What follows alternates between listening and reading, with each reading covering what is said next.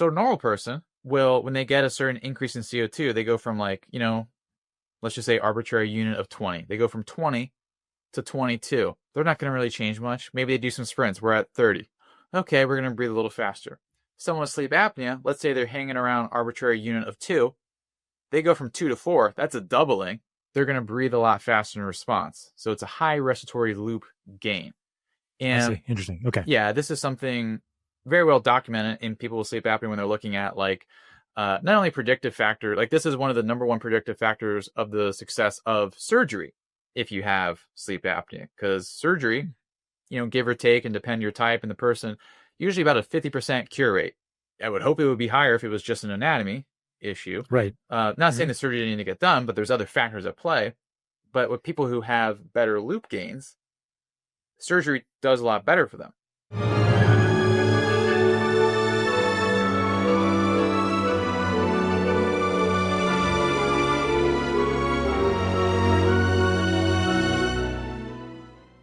Welcome back to another episode of the Smarter Not Harder podcast, where we give you 1 cent solutions to $64,000 questions. I'm your host again today. My name is Dr. Scott Scher, and it's a pleasure to be back with all of you. So today, I had a fantastic guest for all of you. His name is Dr. Dylan Petkus, Petkus. Hard to say, easier to spell. And so Dylan's a great guy. We had a really fantastic conversation. Here's a bit of a bio on him. So Dr. Dylan Petkus, MD, he's a family medicine doc. He runs a website called apneareset.com. He's a peer-reviewed, published researcher featured in Times, Forbes, and Healthline, and best-selling author in sleep medicine of the sleep apnea solution. He's had over 9 million views and 90,000 plus downloads on social media, a trusted expert in natural sleep solutions. After struggling with sleep apnea himself, he spent years developing a science-backed, non-invasive approach to restore natural breathing, no CPAPs, mouth guards, or surgery. Once exhausted and foggy, he is now clear-minded and free. Now, Dr. Petkus helps people worldwide to reclaim deep, restorative sleep with free actionable steps at apneareset.com. So this is a really fantastic conversation to record with Dylan. He is a fun guy. He's a great educator and has really interesting and novel ways of describing various aspects of sleep apnea, of sleep disordered breathing, and understanding many different topics that we go through throughout this podcast. So I was a bit selfish. He recorded a video recently about methylene blue and sleep apnea. So we started off with that aspect of how methylene blue might be helpful in sleep apnea, but that really dovetailed our conversation into so many different, really cool directions. We talked about diet and sleep apnea. We talked about inflammation in general. We spoke about various types of sleep devices that are being used now in sleep apnea, how you can diagnose it much better now than you could several years ago, and the treatments that are available, not only with obviously CPAP devices, but myofunctional therapy using the mouth, the face, the tongue, the throat, and how you can optimize these not only with exercises for that part of your body, but also changing your diet, your lifestyle. We included a conversation about nitric oxide and actually learned something very new in this podcast, which was that the turbulence in our nose are actually responsible for creating the nitric oxide because of the turbulent flow that's happening in our nose. And that's why nasal breathing is so important. So we went through a lot of different things in this podcast. Overall, it was such a fantastic one to record. I really hope you enjoy it. If you do like it, don't forget to like and subscribe below so you never miss an episode. Now, without further ado, my podcast with Dr. Dylan Petkus. All right, Dylan, good to see you, man. Good to see you as well. Thanks for having me. It is a pleasure. You are a great educator. You've done a lot of great content over the years. I love how much fun that you have with it too. I mean, it's not a fun topic, sleep apnea, for a lot of people, but it's a really important one. And I also, as I was mentioning just before we started recording, I envy that you found like a very specific niche and have just expanded what's possible within that, as opposed to me, who's trying to figure out how to take things out of my life over the years and make it more focused. So thank you for what you do. And thank you for being here. And what actually, connected us was our mutual colleague, Dr. Isabella Wentz, who's a clinical pharmacist. She's been on our podcast before. I think you were just on hers as well, correct? Yeah. Nice. And she's a really amazing lady, and she's a big fan of methylene blue. So I usually don't start episodes like this, but I thought, given you did a whole video on methylene blue and sleep apnea, I thought it'd be a cool way for us to start the conversation. And then let's see where, we go into all the various aspects of how you think about sleep apnea. So maybe I'll let you take the floor and talk about how you created the video, what were your main points, and any background that you want to give as a result or to start off would be totally cool. Yeah. So now I'm like, man, I should have really taken methylene blue. That would have been did not. I have that some, one. but I'm virtual too. I'm sorry, I can't. Yeah, it doesn't really go through the camera here. It should have just gone all blue. Not yet. So I would like to think I'm very organized and methodical with how I plan things with my videos. For instance, I did a carnivore video a while back, and someone's like, they had me on their podcast, like, oh, how you decided to do that? And I was like, well, alphabetically, I was going through my list of diet topics, and carnivore was pretty high. So I just saw like that picture of RFK Jr. He's putting something in his water. It's apparently methylene blue. Yeah. And I was like, why not? Let's see the connection. And I go into the videos with a very open mind of like, what am I going to talk about? I try not to be like, hell bent on finding a way to make something work. And so with methylene blue, all the different mechanisms, which you probably know a lot more about. So if I'm embarrassed myself, I'll cherish that moment. But effectively, a lot of different things in terms of when we're talking about like when someone has sleep apnea, okay, which will define in a very basic layman sense of someone is snoring really bad, they're not breathing well at night, and they feel cruddy the next day. Okay. That's not what the American Academy of Sleep Medicine says. Exactly. They're a little bit more precise. A little bit. With their language. Okay, sure. But that's colloquially what most people understand. So people go through the day, and then like the main challenge they have is like they still have to function. Okay. Because like when you're working, you're taking care of things around the house, you can only use the I didn't sleep well excuse. Maybe you got like 3 times in a month you can pull that one out. Right. So when you're just living like that, okay, tough potatoes, you got to figure something out here. So people will often gravitate towards different supplements to get through, or even like all the way to modafinil, which is not a supplement. It's a very strong medication, everyone. That's it works. It works, much like a sledgehammer also helps with being unconscious for 8 hours that night. So nicely said. Yeah, methylene blue so people will gravitate towards it, and I did as well. And I know I didn't document this. I totally should have, but I'm pretty sure I started taking methylene blue before it was cool. Like 10, 11 years ago. I actually got it from like these like pharmacy websites and like use my research credentials. I'm like, yeah, we're using it for research, which was mostly true. And I just remember taking it when I was having my sleep issues, and it was just like mind back on, energetic. The blue pea kind of freaked me out. That was not that, obviously they wouldn't put that on the research label, but I thought it was dying.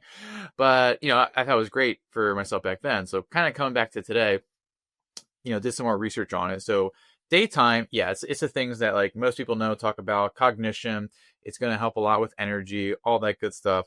And then like how much more so for like sleep apnea specific, like pathology. So kind of back it up on that. Like, what are those sort of linkages? So one of them is going to be inflammation, right? The New Testament of health, as we can say. The New Testament. The New Testament here. Yeah. Inflammation, but particularly in the airway, because I know it's everybody's favorite French physicist, Pasquier, which I did not say correctly, but I said it with enough flair, it counts, that the flow through a tube, if we all remember from nightmare physics, the flow through the tube is related to the radius to the 4th power. Okay. Of course, I remember. Of course, everyone's favorite thing. So if you change the radius by like go from 1 to 2, these arbitrary units, it will impact the resistance to flow by a factor of 16. So for instance, you have a straw. If you remember from DARE class, maybe they didn't do this. They did it for me. I remember DARE, of course. They were like, do you guys think smoking is cool? And obviously, I don't know how to answer that in 4th grade. But they said, well, you may not know about smoking, but we're going to run some laps around the gym with a straw. And then you're going to tell us how you feel. Wow. They did that. Passing out left and right along the way? It didn't last very long. They were like, maybe like 2 minutes. And they're like, I got to stop this. So if you ever done that, very hard, very, very hard. And even if it's like, you're not really, with a straw, you are changing the radius to your airway quite a bit. But if you try doing that, even though it's like, a few centimeters of change, it is 20, 50 times harder than it would be to just breathe through, like, say, your nostrils, which honestly, 2 straws probably would be very similar in circumference to your nasal passageways. So point being, small change in your airway from inflammation, whether it's local or systemic, will make breathing way harder at night. Anything that makes breathing harder at night, whether it's your position, you just drank some wine, whatever it is, that's going to make things worse. So, methylene blue does have some anti-inflammatory, properties there. Could help in nighttime breathing. That's definitely a possibility. Perhaps the other big one that I've considered is also methylene blue. If you've ever tried it just powder on your tongue, have you tried powder directly on your tongue? Not in a long time. I mean, when we first got the methylene blue, when we were playing around with it in 2020, we did do some powdered experiments, and they are very messy. Yes, messy and also not pleasant. Like the amount doesn't taste very good. It doesn't taste good. It feels like a chemical burn. Would not recommend it in any capacity. But methylene blue will increase cellular respiration in an area locally, and one of the biggest drivers of sleep apnea is going to be fat, but not always typically just like when we're thinking whole body. So in an observational study, person A, person B both have a BMI of 30, 35. That's not good. It means you're too short. And depends how you look at it. Too fat. Or there's too much weight. And both same weight, both same BMI. So relative and absolute metrics, very similar. Person A had an AHI, which is the metric of sleep apnea severity, around 50. Apnea. So apnea-hypopnea index, right? Yeah, apnea-hypopnea index, around 50. Yeah. Person B was around 9, and it had very similar airway anatomy, because in this study, then they show you, a little cross-sectional of their airway, and then they did some enhancement of different, signals here. And the only difference was that the person with the AHI of 50 had about 3 times more visceral fat in their tongue than person B. So tongue fat, we're talking about fat, here. Everybody's favorite discussion point. So that's one thing in the video in terms of just when I'm thinking in my mind, like, well, now, again, I wouldn't recommend just going to that level degree, but if you're applying methylene blue, it's going to increase cellular respiration. Could it? Perhaps. Okay. Interesting. So this is interesting to me because I don't know about visceral tongue fat. Tell me a little bit about this. Is this, how much are we supposed to have any tongue fat? Are we supposed to have zero tongue fat? Or does this get more as we get older and there's less muscle? Or tell me about the tongue, man. I don't know about this. Yeah. So I'll answer this question in the most circumstantial way I can. Is that perfect? Long ago, I've had this like hidden talent of cooking really well. And it's hidden because I like cooking for myself, but not for other people, which I know is, perhaps dubious. But so I had this like, talent for cooking, all this stuff. And there was one point, it was like the last year of college. And I invited my friends over and I was like, I'm gonna make you guys something. They're all like, what are you talking about? And I was like, oh yeah, no, don't worry. And I made them these like tacos. Don't worry, we're getting to somewhere. We're making these tacos and they're all where are you going here? Eating it. They're like, oh my God, these are great. What kind of meat is this? It's so tender. It's da da da da. And I was like, oh, it's actually beef tongue. So my grandfather's favorite. Yeah. So long-winded joke on them as well, because they already ate. Like, what are they going to do? But the point of this is that beef tongue is something that, like most muscles, is going to have some of this intramuscular fat deposits. Sure. So that was the whole point of that story. So there's intramuscular fat deposits in there. Now, when they start to get to a certain point where it's looking like perhaps like a chuck roast where you have some like marbling going on, that's going to be too much. So there's a certain amount just based on the physiology of the tongue muscle. It's this much bigger thing than most people think. And it's a endurance muscle, if you will, like a posture muscle, just like our lower back muscles, our neck muscles. They're going to be active a long time. So is the tongue when talking, eating, etc. But also just when you're sitting around and just like existing here. There's always a certain level of tongue posture muscle activation. So hence, there'll be some intramuscular fat deposits there. But where it goes haywire is when there's an overall inflammatory level in the body that will then lead to more visceral fat being deposited. Because just like metabolic syndrome, right? They may have the same fat, like someone with metabolic syndrome versus someone else, but where that fat goes will have a very distinct metabolic signal. So Sure. when there's more of the fat in the tongue, it's kind of two things. The one is the obvious one. If it's a fatter tongue, it's going to be weaker, it's going to be floppier, it's going to go to the back of the airway. Not good. Okay, you don't need to be a physicist, nor an ENT, nor a sleep medicine doctor to understand that one. Pardon the interruption. This episode is brought to you by Transcriptions, makers of precision-dosed, physician-formulated, and pharmaceutical-grade formulas in the form of a buccal-troche. For this episode, check out our Just Blue. This is pure pharmaceutical-grade methylene blue, 16 milligrams per troche. Energy, resilience, detoxification, downregulation of inflammation, and more. Go to transcriptions.com and save 10% on your order by using code POD10 at checkout. Now back to the show. The other thing is it's going to be a symptom of inflammation in the airway and all of that. Got it. So okay, so it can be reactive towards inflammation in the airway itself. Yeah. Got it. Yeah. So those were the considerations I was having around like, well, methylene blue could be good for sleep apnea. However, kind of the cons, because again, I don't know why anyone watches my shows, because I'm like, these are just like reasonable opinions and both sides. I try not to be like extreme. Sure. I understand that. Like, yeah. The only way to be, YouTube famous is having an extreme opinion. But kind of contrary. So the biggest thing with methylene blue, like if I take it past a certain time, which I guess I'm glad I didn't take it because it's like 2 p.m. local time right now. I'm not going to sleep well that night. Because of how it's going to, modulate serotonin and therefore like melatonin, activate things, etc. So, that's one reason, because whether it's sleep quality, but then also people with sleep apnea, one of the core things is also their nervous system is very easy to arouse, which is part of all of the arousal. So they're typically light sleepers by definition. So if their nervous system gets cranked up a little bit more, they're going to have that many more arousals. So not a good thing to do. And the last one, which I think you said in the emails you're gonna set me straight on this one, is nitric oxide.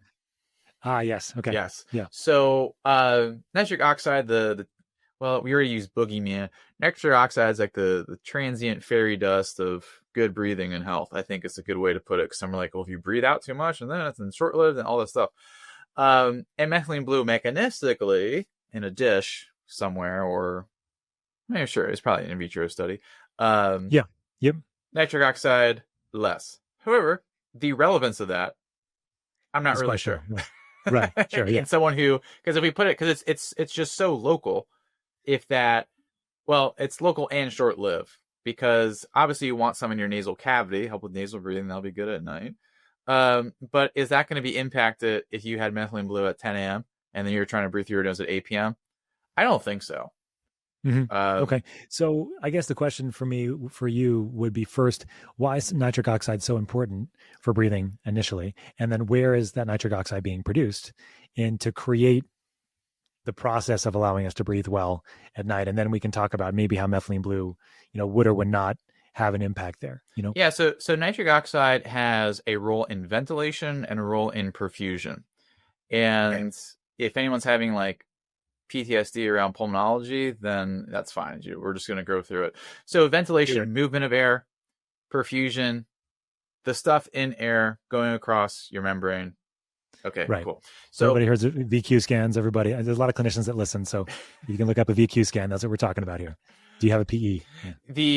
Well, it's funny because I usually have to break this down for people who are less, because they're like, people with sleep apnea and think, well, if I just breathe in oxygen nasal cannula, that's going to fix everything. I'm like, not if your throat's closed. So ventilation. So it's a permissive role in ventilation, because nitric oxide is going to be produced when there's a shear force against a wall, whether it's blood. That's probably the most common one people know about, but also everybody's favorite Newtonian fluid, air. I don't make the rules on what's a fluid or not, but air is a fluid in Newtonian physics. And air going through your nose and all those like turbinates, where there's a lot of turbulent air. Turbulence. Yes. Someone thought that one out really well. Shocking. Yeah. That will lead to release of nitric oxide, which will then have almost a positive feedback cycle, or loop, if you will, of then dilating the airways and also the blood vessels at the same time through nasal breathing. And you'll have less of that if you breathe through your mouth, because you're not going to have as much shear force in a greater volume. You're going to have more of a shear force in your nose. Now, the reason that's important is because if you're breathing through your nose, it's going to humidify, make it good, etc. But the more important thing is the breathing speed. So yes, we all are aware of the majority of sleep apnea is going to be associated with some anatomical narrowing, whether it is deviated septum, whether it is enlarged adenoids, whether it is an enlarged tongue, whether it is a recessed jaw, whether it is just that person's cranial facial anatomy that they just came out with. There's going to be something. Right. Okay. However, there needs to be something that triggers the actual collapse.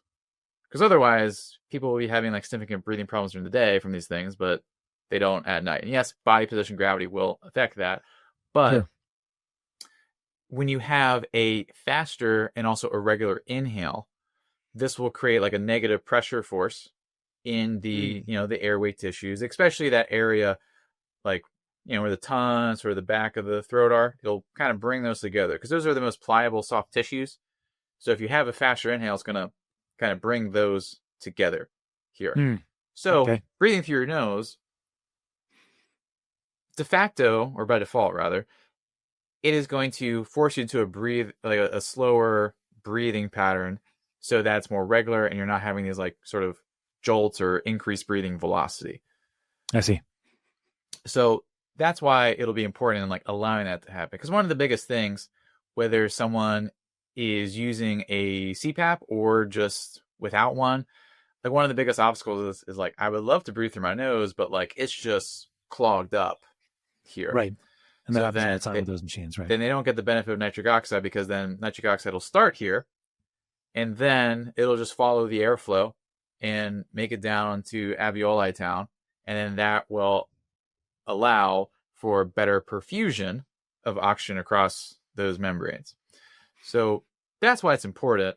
Importance beyond that is going to be less so. Sure. Obviously it's important, like say in the morning, blood pressure, etc. That's a big problem with people sleep apnea because a lot of times like they're because of the nervous system getting cranked up, right? And then also when they like either test the amount of nitric oxide someone produces, whether just like collecting it or kind of like trying to stimulate the production of it. People with sleep apnea, they're not really great at producing nitric oxide. So that would be probably tightly correlated with having higher blood pressures because they don't have that vasodilation action there. So that's interesting because I always thought the reason for high blood pressure was mostly related to the cortisol, the actual stress hormone itself. And that seems like that's a big part of it, right? Because they're getting these awakenings, but there's also this other piece where they're nitric oxide depleted as well because they're not making as much as a result of not being able to breathe through their nose as optimally is what you're saying, right? Right. Mm-hmm. Got it. Yeah. So my other question on this, just kind of a corollary question would be, what about people that are taking, is there any correlation to increased risk or rates of sleep apnea in people that are on drugs that deplete nitric oxide, like PPIs, for example? Like we know that proton pump inhibitors decrease the production of nitric oxide, or even people that brush their teeth with or use like Listerine or things like that, because I've heard of things like Listerine and other. I had a guy named Dr. Nathan Bryant, who's a nitric oxide guy, on the podcast a while back, and he's like, if you take Listerine and you kill the bacteria in your mouth, you're going to decrease the amount of nitric oxide that you make as well.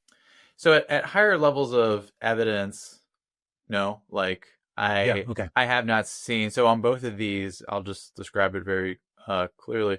So with the mouthwash component, when did I last look at that recently? Like probably a few weeks ago, because that was a great TikTok. People love mouthwash for some reason, but no evidence to suggest that using mouthwash and increasing, the severity of sleep apnea, snoring, it definitely does reduce the microbiome that would produce nitric oxide. But in terms of mouthwash, sleep apnea, not known, not looked for. So evidence absent, but not, absence of evidence.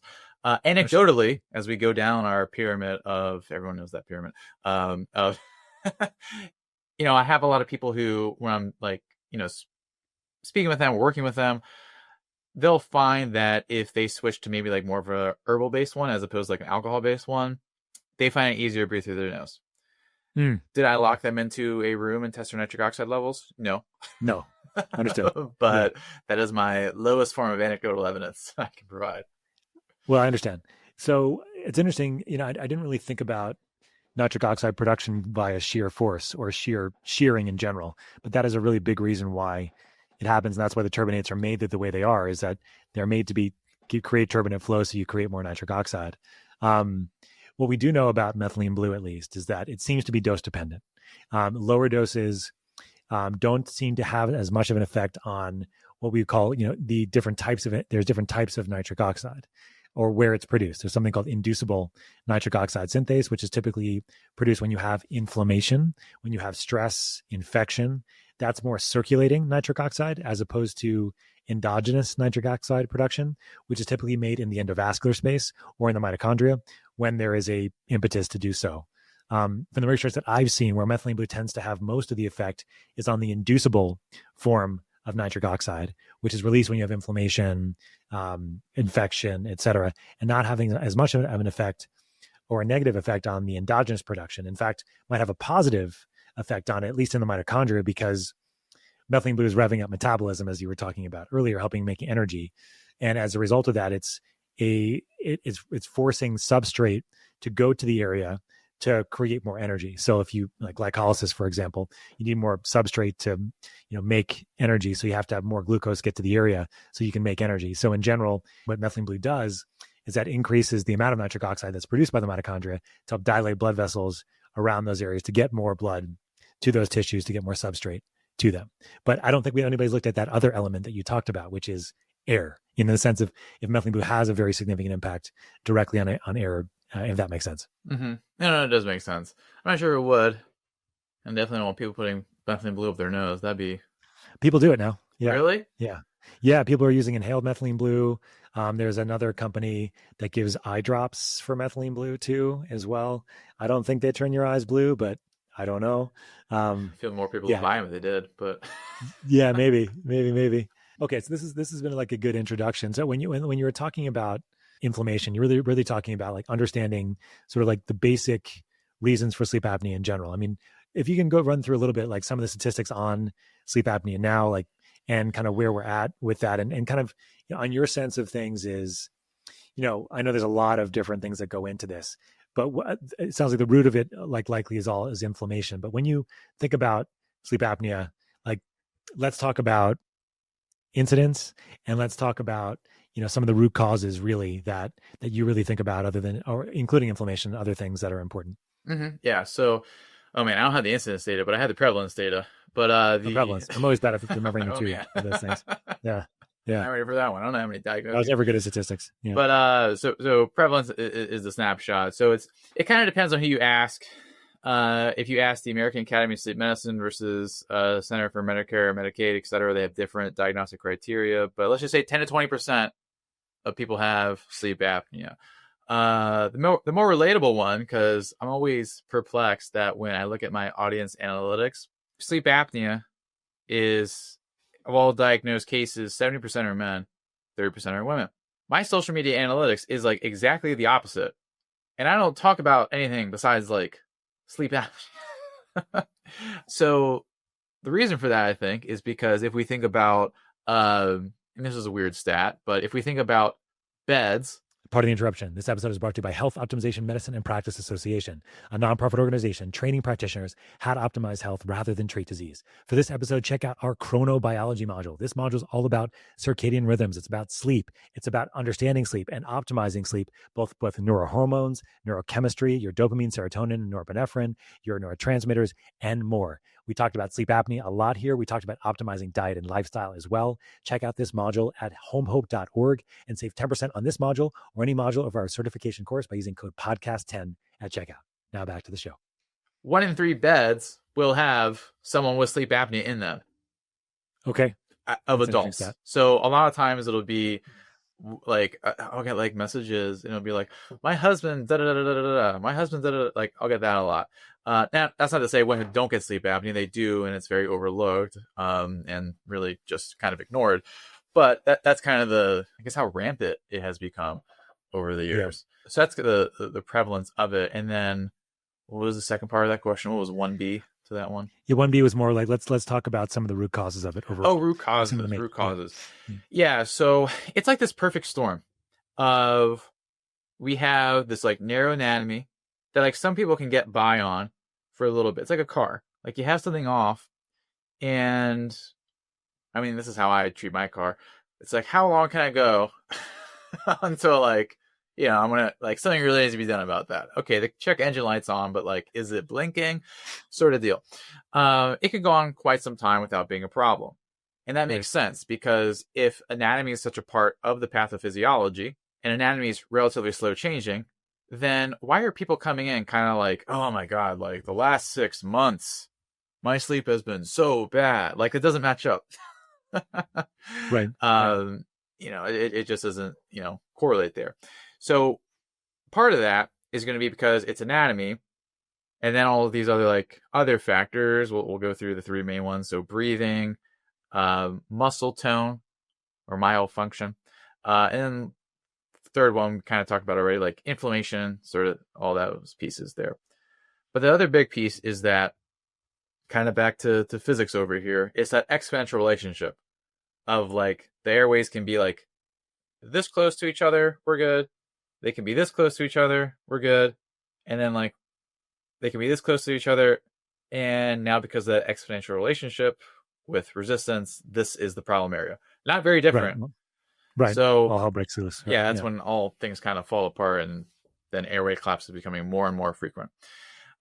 So we'll start with the breathing pattern. So if we go back in the day when I'm not sure if you ever take the time, like medical history is always really funny to read, because sometimes I think like things we do now are archaic, but sleep studies used to be. I just spit a lot. That's how excited I am about this. I just kind of let it go. But sleep studies in the past, it used to be either the nurse or the doctor in your bed quarters just watching you and taking notes. Just watching you. You got a candle. That is very scary. It's like a scary movie. Okay, cool. Got it. It's just, they're just like, sleep normally. Like, that's so weird. But that's what they did. They didn't do many of them. Wonder why. Wow. And when they first started to do these sleep studies, it was because they had people who they were like, overweight. It's classically described as like Pickwickian syndrome. Yep. Which is like maybe everybody's least favorite multiple choice question from obesity, hyperventilation syndrome. Yes. All that good stuff. And they were like, why on earth? Because everyone wasn't all tired all the time. I guess they had other problems back then. They're like, why are these people, they say they don't sleep well. What's going on? But they're sleeping during the day. So that's when they watch them at night. And the way they describe it, and it's actually the person describing this, or at least the most, only person I could find, Dr. Osler, kind of that guy. And he describes it as like this pattern of very fast, irregular breathing followed by these abrupt pauses, and then fast, irregular. And his first initial thoughts were like, is this some kind of like nocturnal asthma? Because like asthma was more well documented at that time. And they saw like this very similar breathing pattern. And that's where they were at like the 1900s. And pretty much the only solution was lose weight. And then 50, 60 years go by, and then the next best solution is let's, cut a hole in your trachea. Really progressive. And at that time, they were like, all right. It's like lobotomy of the airway kind of thing. Basically, it's like very, very high on the list of great ideas. And what they then found, or they experimentally found, so this was a study done in 1953 out of Minnesota. So it's, super cold. All you have to do is think about medicine. And they found that if you artificially hyperventilate subjects at night, it will induce these apnea episodes. Which is very odd, because we're like, wait, I thought this whole disease was like you stop breathing. But apparently it's you breathe fast, then you stop breathing. What's going on here? And if you thought this medical history tidbit was morbid, we're about to get more morbid. Nice. And then they were like, all right, how do we slow down the breathing? And back then it was surgery. They didn't like, or what are we going to do? Neurosurgery? And they started to use some of the heavy-handed drugs they had back then, like barbiturates. And what do you think that did to... Let me tell you, these experiments were very short-lived. I would imagine. They killed a few people, so not good. So they kind of abandoned the pharmacological approach, a smart idea. And then pretty much from the 50s, 60s, 70s, 80s, well, I mean, it's kind of pretty much nothing. And then in the 80s, that's when someone was like, hey, maybe let's put this little device here, blows air. Colin Sullivan over in Australia, made the CPAP. So Got it. that's kind of the history of it, but it's kind of like a few forks in the road of where, we try no, let's try to play it safe here, because they didn't know how to slow down this breathing. Right. And what they found over time, and this is still something to look at, kind of the last paper on like the physics of this, what was it, 2022 paper on like, the main trigger here is still the negative pressure generated by the inspiration. That's like the main thing that goes on. The question then for me was, well, why is that there? Why is this breathing suddenly bad here? And what happens over time is that it's kind of back to our straw analogy. Instead of if you're breathing through a straw only through fourth grade DARE class, but now you're doing it all the time because you just enjoyed that class so much. And I guess you can't smoke and it worked, right? Yeah, it really worked. Defeated drugs. I think defeated drugs is what I heard. DARE. Yeah. And then if you do that all the time, it will change your body's CO2 levels because you're breathing faster, right? And then that will change something known as your respiratory loop gain, which is how does your body respond to different CO2 levels in your body? And when you constantly have to breathe faster because you have a more narrow airway at day and night, you're going to be lower CO2 because you're overventilating. Right. As a result, your brain doesn't have to expend a lot of energy dealing with low or high levels because it's just all low all the time, because your brain will respond, yes, to absolute amounts of substances, but more importantly, changes of them.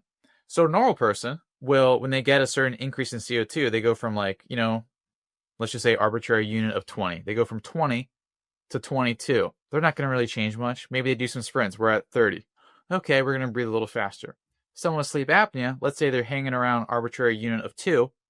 They go from 2 to 4. That's a doubling. They're going to breathe a lot faster in response. So it's a high respiratory loop gain.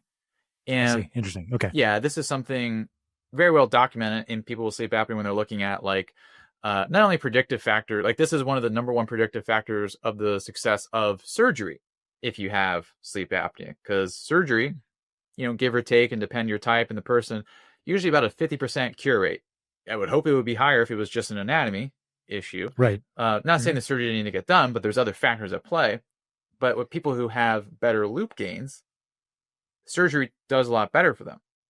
So when that breathing pattern then becomes this oversensitive, fast thing, then it becomes this downward sort of spiral, because then you sleep worse, breathe worse, sleep, and it just becomes this place where it's just like you're kind of stuck there.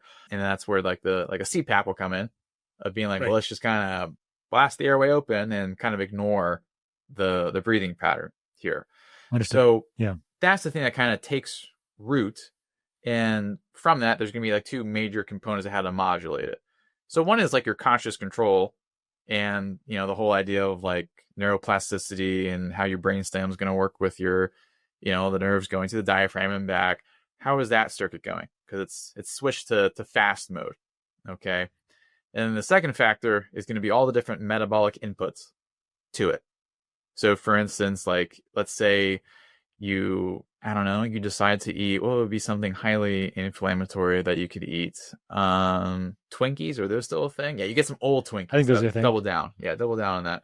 You do that, you're going to have more inflammation in your body, and then that's also going to heighten the sensitivity of the breathing center. So those are kind of the two major inputs to the actual like breathing pattern problem. So you can do that directly with, say, doing like breathing retraining exercises, which is just fancy for saying breathe slower, like box breathing, etc. That we'll talk about a little bit more. And then also, and we kind of skipped the middle pillar of muscles, but we'll get back to that. But also address things like metabolically. So for instance, like one study out of Harvard, they looked at like, okay, people with sleep apnea, people without sleep apnea, what's their nutrition look like? The correlation was that people with sleep apnea, way more inflammatory diets than versus with people without it, as sort of a connection there. And then also more interventional studies, you make it a healthier diet, and then, away from a standard American diet. Do they ever say like standard European diet, or is like America the only? No, we're the sad people here in America. I've always wondered, like, standard Lithuanian diet. Unfortunately, we've exported our sad diet all over the world to the detriment of the health of. Well, if you're going to export something, you might as well export sadness. So, Happy Friday, everybody! That's when we're recording. Okay, all right. Yeah. But if you do these things that lower inflammation, that will also positively impact breathing here. So that's kind of I would say the breathing retraining would be like the most important thing, but that's kind of we can talk about that. Yeah. One thing that I wanted to grab at though first is that I love the history. I mean, lobotomies for the airway is what we're talking about, but diagnostics now, because I'm not as up on, and there's a lot of clinicians that listen to this. Still the sort of gold standard, as I understand it, is polysomnography in a lab someplace, and you have to sleep. So that's what I want to talk to you about. So if you're a clinician and you're interested in like getting your patients, like, and I want to talk about breathing exercises like a lot, because I think that's really important, lifestyle changes, etc. But if you want to get your patient tested, like this is something that I deal with all the time. I work in hyperbaric medicine, and hyperbaric therapy is fantastic for people symptomatically with sleep apnea. Like they feel like $1 million when they go into a chamber, and sometimes it can be diagnostic. But I also know that they're not going to get better at whatever else they came into the chamber for if they have undiagnosed sleep apnea. So I'm like, well, go get tested for sleep apnea. So Dylan, how do we do that? Tell me what we do here. So first thing we got to do is stop bang. And so it's an actual name of a survey device. So I've heard of it. Yeah. Well named. Yeah. So that's definitely a good first step, just to even have like just a systematized way to do it. Because a lot of people, when they bounce around, like, and I know it's a patient reporting what has happened, which may or may not have transpired. I get that. Yeah. But a lot of times, like, yeah, my doctor just looked at my nose and said, yeah, you got sleep apnea. I'm like, okay, maybe, I don't know. But you want to be able to know, one, is there a breathing issue? And then two, is it actually problematic? Because out of 100 snorers, 60% of them or 60 of them will have sleep apnea of some kind. Out of everyone with sleep apnea, 90% of them are snorers. So just being able to like first identify that with like a stop bang, it's 8 questions. You get it on, was that MD Calc MD, whatever that is. It's great. Yeah, MD Easy. Calc. Just boom, boom, boom, boom. Then from there, that's going to then create your pretest probability of sleep study, yes or no. Now, this is where if little old me could change the guidelines on these things, because I know in lab PSG is like everybody like that's the gold thing. Now, quick story. It'll be easy. I have a Great Pyrenees dog. If you've ever had one, they are smart, cunning, perhaps manipulative of finding ways to get things done. Of where if there's like a treat and I don't want it to eat it, I will put it in the master bedroom and it will somehow find a way to open the door. It will just make things happen. So the reason I say this is a overnight PSG in a lab would be great if that actually replicated the patient's or subject or participant, their home sleep environment. Because yes, it's good to have an EEG. Yes, it's good to know you have very reliable flow data, their breathing. Yes, it's good to know everything was set up correctly by sleep tech and everything was great, right? If all that happens. And one of the biggest problems is something known as the first night effect. So for myself, when I got my first sleep study, when I had sleep problems, it was the best night of sleep I had in my entire life. Well, not my entire life, like probably within like a 6-month time span. It was great. I was like, surprising, huh? Like, you guys like do rentals? Yeah, that's great. Yeah. Usually here it's the opposite, right? Where people sleep terribly. Yeah. Well, so the first night effect refers to they, take a bunch of people, have them do sleep studies, and they ask them, hey, subjectively, did you feel this was worse than at home, the same, or better? Simple question. How it shook out was it was 40% said worse, 30% said normal, 30% said better. Wow. Okay. So it's something of where, yes, just because we can measure it doesn't necessarily mean it should count, especially when there's ways where you can be, I almost hate to say this in front of like scientists and clinicians, but like a measurement that is good enough to the realistic thing that's going on. I understand. Yes, Yeah. we may not know. Because let me get this straight. There may be conditions where we want to know: are they having sleep spindles in stage N2? We may want to know that. Okay, but if it's just a simple, is there sleep apnea and how severe is it? A home test is greatly, greatly preferred because one, you're not going to have that Right. first night effect, and then Right. two, a lot of people are resistant to getting that test. It's like, I got to go out of my way and go over here and da da da da and change up my schedule one night a week and da da da. Like, it's this whole thing. And they're really expensive. I'm not sure if you've ever seen the super bill on one of these things. No, not recently. Oh, man. Like, it's more than a 5-star hotel. Say that. I'm sure.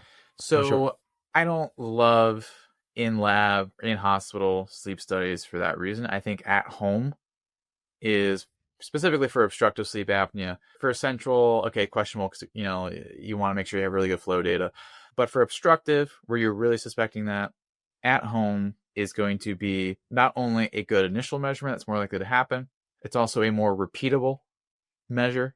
You just send someone the kit, they pick it up, whatever, they use it, send the data out, way better. So that would be my preferred thing. So the in-home sleep apnea testing now is reliable enough to give you a good sense overall of, and as far as your concern is, as far as like the gold standard being going to a lab and get polysomnography. I mean, so as far as my concern, and then I guess more importantly than my opinion is the research. So yeah, it's usually about like within 90% of the same results, sort of apples to apples. Okay, well, that's good to know. I mean, so are there any particular companies or is it this something that this is insurance coverage? Like if you want to get an in-home, or is it still something that it varies. Is difficult to do? Yeah. My public health degree does not can give me all knowledge of insurance. I wish it did. That'd be great. Yeah, I understand. Yeah, but it varies. Yeah, because sometimes people let's say you even did pay for it out of pocket. It's way more approachable. I think maybe I'm gonna give a broad range, so I'm not really sure. Like $200 to $600. Okay, something you can get on like a very reasonable time scale, as opposed to, hey, you're suffering and exhausted. Well, we can do the sleep study in 3 months. What do you think? Yeah, that's crazy. It always takes so long to get that done. Yeah. So yeah. Okay, so understood. So now we've, the diagnostic aspect, there's a lot more options now than there used to be, which is great. There's in-home options. Now, before, obviously we were trying to get people to not use sleep apnea machines. And I think at some point you used one and then you were able to optimize your breathing in a way to be able to not use one in your past. So I know you talked about, myofunctional training a little bit, or, breath exercising, mouth exercises. You even sent me a study a couple of days ago on the didgeridoo specifically, which I got to see in real time when I was in Australia back in 2003 before medical school. So tell me a little bit about this aspect of what kind of training you recommend, and what can you do about, these various aspects of your anatomy, of inflammation associated with doing these. Yeah. So with the two, so like breathing retraining is going to be a separate box from myofunctional. Yes. Some people myofunctional will be like, breathing's a big aspect of it. We're just going to put things in boxes for simplification, and I just want to offend someone in either one of those fields too while we're at it. So the breathing is somewhat simple. It's going to focus on, because I know like there's all these devices, there's like the breather and this stuff, focuses like on inspiratory strength. Like, it's not so much about the respiratory muscles being strong or like a strong breath. It's more about being efficient, if you will, because we said the whole problem was fast and irregular. Like fat, right. Kind of like that. We want to be slow, steady, well controlled. And there's a lot of different ways to do this. And kind of the main way to test it is known as a basal breath hold test. That's what's referred to as in the literature. It's actually a marker. I forget where. Why was a surgical center in Dubai? I think that's where it was actually done, the study. No idea why. Interesting. Yeah, I was like, what? But it's something that when they're doing surgeries in people's sleep apnea, they want to know, like, okay, how worried do we need to be about like an O2 sat drop during this? Yeah. Because those are not exciting. Well, I mean, they're exciting, but not perilous. So they'll do this basal breath hold test, which is quite simply, you do an inhale, a normal inhale, normal exhale, and then you hold your breath, and then you resume breathing this is very subjective, at the first sign of air hunger, okay, when you feel you have to breathe Right. out. Now that varies a lot. Right. And kind of more objective way that I'll teach people is you do inhale, exhale, and hold. And you should get to a level where by the time you breathe, you should be able to do at least 5 just normal breathing cycles, not feeling like you're dying. So not catch up breaths. Yeah, because some people will do that there. So that's known as a basal breath hold test. It's also known in some more popular science books, popular science. Yeah, I guess that's the category, popular health. So it'll be called a controlled pause. There's like an oxygen score, a Bolt score. I'm not sure if I got. There's something like that. My friend, I have a friend, Brian McKenzie, who does a lot of CO2 training. Yeah. And they have something called the shift adapt. They have a whole, they call it gears, breathing gears. Oh, that's way cooler. Yeah. Okay. You check it out. And they do it, and they do like a basal breath hold test. And then they train you how to increase your breath hold. So that's one of the biggest metrics. I call it a relaxed pause because a lot of people like those be like, yeah, I'm at like 45. And I'm like, okay, can you do it in front of me? And they're like, no, that's relaxed pause. So that's why relax is a big part of it. Yeah, because more performance people, it's always funny, like the different wording you'll see around something and like who the audience is. So with like Bolt score oxygen, it's like people optimizing performance. Then I'm over here like, let's just relax. But anyway, so that's what you want to do. And that's the reason that's important. It is a marker of that respiratory loop gain that we talked about. So it tells us, hey, that circuitry in your brainstem telling you how to breathe in response to CO2, how we doing? How we doing there? Because then that will correlate inversely to the breathing speed and thus snoring and apnea episodes. So the higher we get the relaxed pause, the lower apneas, fewer snoring, and also fewer desats will happen, oxygen desaturations. Right. So that's what we're looking to do. And it's one of those things that's like, how many different ways are they to get in shape? It's the same basic premise. There will be certain tools that will accelerate the process and make it better. But the whole gist of it is doing breathing exercise in a way that if we think of like literally this very homunculus driven analogy of where there's this switch in your brainstem of fast breathing, slow breathing. All right. We want to do breathing exercises that get it to like slow, where sometimes like the respiratory rate may be like 2 or 4 times a minute, so that the brainstem kind of stays there. So then when someone goes to night, because the biggest question people will have oftentimes is like, wait, well, I can't control my breathing when I sleep. Well, you also don't control your breathing during the day either, so checkmate. But you gotcha, social media comment. But if you retrain that pathway to be slower, then it kind of sticks into the night. I see. Gotcha. So it can be as simple as, this is the biggest explanation, whether it's like you do like a 5 count inhale, 10 count out, or like box breathing is very approachable for people.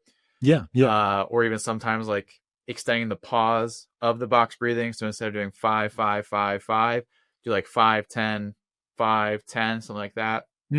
Okay. Just a moderately tolerable level of self-suffocation. Don't suffocate yourself. But like, that's what I'll tell like some of my, educational clients. Like, so like, it kind of feels like you're suffocating yourself a little bit. That's the goal. But when you do that, it's building back up your CO2 tolerance and that proper response to it, so that then at night you're breathing slow and steady. That's kind of the main thing of it there. No, that's beautifully said. I mean, I think the way that they train in the performance world for this is that most of us, they say, is we are over breathing anyway. And so we're hyperventilating throughout the day. So if we can, it'll help with our stress response if we have more CO2 around. CO2 is also a vasodilator, as you know. And so that's the sort of angle there. But this is obviously an important perspective because you're looking at people that have, sleep apnea specifically, and how you can retrain during the day, and you can see that shift at night as well. How do you think the didgeridoo is working there? Is that just because you're getting this sort of like circular breath, or what do you think? So the didgeridoo is fun just because, just listen to it. Didgeridoo. It's fun. Yeah, it's amazing to watch, dude. Great to say and listen to it. So the didgeridoo it's going to be more of a myofunctional tool, and yes, it's going to cross over into CO2 tolerance, because if you've ever play an instrument, you're not going to be you're going to be out of breath sometimes. So with the didgeridoo, it's going to capture certain elements of myofunctional therapy. So myofunctional therapy is if we just like go through like how are your lips doing? How are the cheeks? How is the tongue? How is the palate? How like all these different aspects. The didgeridoo is only going to target a component of that. So I forgot the exact study I sent you, but it has a highly individual response to it Mm-hmm. because it may get the people who, oh, you're breathing poorly because your lip muscles are really weak for whatever reason, and that was one of your weakest links. Oh, the didgeridoo help with that? Awesome, great. Whereas some people, maybe it's their tongue, and they're like, Right. like they're doing that, and it does nothing Yeah. for them. So what this really doing, what you're really saying is that this is like going back to like sort of the myofunctional aspect of things, right? So maybe you can just go through that a little bit as far as the tongue, the mouth, the lips, and kind of things like that as you think about training. Yeah. So the form is gonna follow function, or is it the other way around? No, function follows from form. Now I'm all messed up. But what I am trying to say Yeah. is that the positioning of your anatomy is going to dictate how you breathe, right? We already kind of came to that with like if it's narrow, you're going to breathe faster, right? Right. Well, if your tongue is kind of like low and down, etc., like this, that's usually a very common pattern. It's kind of like too low, it's depressed, like anatomically, it's not sad, and then it's like kind of going retro into the back of the airway. Okay, that's going to make nasal breathing harder. Whereas if you like suction your tongue to the roof of your mouth, or even just like press it up there, a lot of times I'll do that with people or show them like, hey, this could be helpful. They're like, oh, it's easier to breathe through my nose because Mm. these structures are more rigid and like allowing for a good steady airway to be there. So being able to get the tissues in the right place is very important. So whether it's just like, and it's not like when I say like tight lips, I'm not like that, but just like having some tone in there will then make it easier to stay in like a nasal breathing sort of pattern. So Mm-hmm. that's usually how we'll go about things. And it really does depend on, like, I would say the response to like breathing exercises is often more universal. Whereas with the myofunctional, there's a reason where like some people do better with tongue, some people better do with the didgeridoo, some people they get like these tools or like they're training their palate. Like it's very unique. There's certain patterns that are dominant, or like maybe they got to work on their overbite, which is a very common thing. Like things are like Mm-hmm. tight back here, or like all these different things. So that one's a little bit more of like hunting and finding things. I see. Yeah. Yeah. Yeah. I had a myofascial expert on the podcast a little while ago. And she was going through all the anatomy, and there's so many different things and so many different nuances here. So I can totally understand that it's going to be very personalized when it comes to what's going to help individuals in this capacity. Dylan, we've actually spent a lot of time already, and I like kind of like just kind of scratched the surface. But what I was thinking of is obviously you have a lot of content that you've made online that people can go to, but to finish up our podcast, I ask everybody the same question at the end, which is, what are 3 ways that we all can live smarter, not harder? And it could be around sleep apnea. It doesn't have to be, but the name of the podcast is Smarter, Not Harder. So I'm interested in 3 ways that you might recommend those listening live smarter, not harder. Mm-hmm. Yeah. So turn your phone off after 8 p.m. That's the easy one. I like that. Yeah. Number 2, I think, because something I always like, whether it's telling myself, my wife, or like clients, focus on like the few things. I know there's always like shiny objects all the time. And maybe I contribute to shiny object-itis because like Monday, copper, Thursday, methylene blue, and then like Saturday, I'm talking about nicotine. So like, what's someone to think here? But Yeah. Yeah. you want to be able to just like, what are the few things I can do that are gonna be the most effective? And like, don't always try to like add like, as tempting as it may seem, a new thing that comes along, just store it into the back of your mind. Because I feel, I mean, I know I'm not very old, but I feel the older I get, right? Back in my day, like, I feel like I'm having like better success, whether it's like life, health, etc. Like the more things I'm saying, yeah, it sounds cool, but no thanks. Sort of like, yeah, no. And then I would say the third one is we'll just go with the mindset one then. I think being able to give yourself some grace on things. So for instance, Yeah, because people are like, I gotta be consistent, this or that, and then they do this thing. I mean, I do it all the time too. You're trying to eat a certain way, and then you don't on Tuesday, and then like Wednesday you have the slingshot day, and then like you kind of like that. you're human. Just it's fine if one day was not optimal. Okay, sorry, you won't be like 10x Andrew Huberman, upside down Batman. No one will, or whoever the guy who's trying to be immortal. But like, it's more so about the experience of life. I think people who get like into all the health things, we kind of forget about that. Like, why am I doing this? So you can have a better experience. No, I love that. Giving yourself some grace, even as the providers that are trying to create the content and the information and help people, we have to give ourselves grace as well. So I appreciate that, Dylan. I think it's an important one. So, I mean, again, we just scratched the surface. You have so much content available for free. Tell us, everybody that's listening, where they can find out more about you and what you've been doing and keep tabs of all your cool stuff. Yeah. So if you can spell Petkus, God bless you, Petkus. It's Lithuanian. Go Lithuania. But YouTube is probably the best if you like more longer form videos. I got a lot of short ones on all the major destroyers of attention spans, TikTok, Instagram, YouTube Shorts. Those are the major places there to come hear me talk and science razzle dazzle. Yes, I appreciate your capacity to enjoy and to make fun of yourself and enjoy the process of creating content, but making it very accessible, not only to, clinicians, but also to the individual, to the consumers out there. So it's been good to chat, man. Thanks so much for your time. And I hope to meet you someday in person. Yep. Thanks for having me. Take care. Yep. Thanks so much for tuning in to another episode of the Smarter Not Harder podcast, where we give you 1 cent solutions to $64,000 questions. This episode was fantastic with Dylan. We had so much fun talking about obstructive sleep apnea, airway, myofascial aspects of optimizing airway flow, nitric oxide, sleep apnea machines, diagnostics, therapeutics, and so much more. If you like this episode, don't forget to like and subscribe below so you never miss another one. Share with your friends and family, and we'll see you next time on the Smarter Not Harder podcast.